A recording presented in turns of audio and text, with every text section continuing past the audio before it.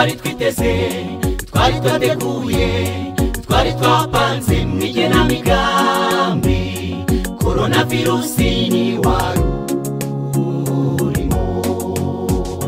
Umwaka benshi bari bazi kuzaba uburyohe, ubaye ububihe, amarira menshi n'umuborogo. Mana we, ni wowe uzi byose kandi nawe ukingwa, uzi impamvu z'iki cyorezo.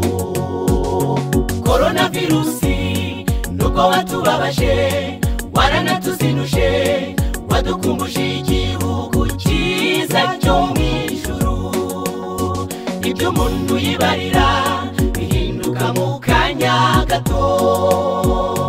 Twarebye kure dusanga mw'isi nta gakondo tuhafite.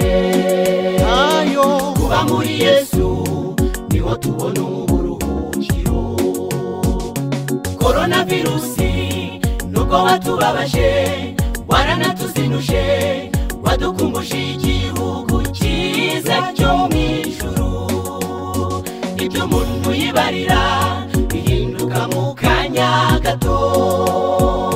Twarebye kure dusanga mw'isi nta gakondo tuhafite. Kuba muri Yesu niho tubona uburuhukiro.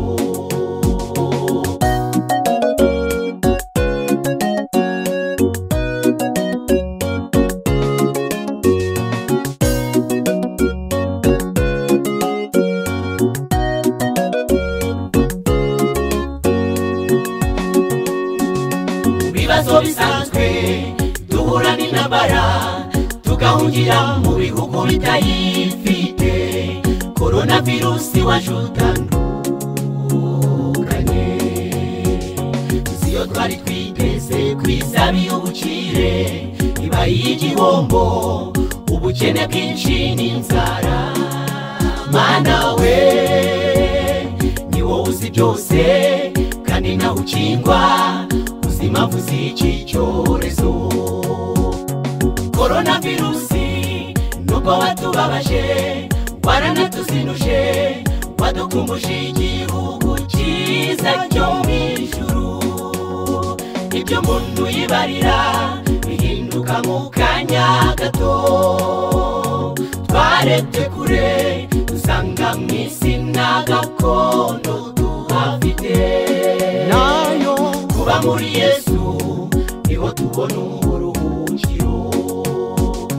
Coronavirusi nubwo watubabaje, waranatuzinuje, wadukumbuje igihugu cyiza cyo mw'ijuru.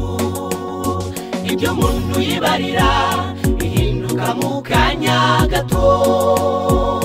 Twarebye kure dusanga mw'isi nta gakondo tuhafite.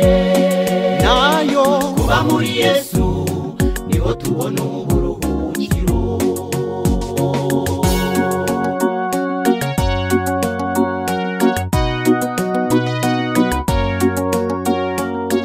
Duhura n'intambara, ibyorezo bitunguranye, tugahora tubura abacu twakundaga.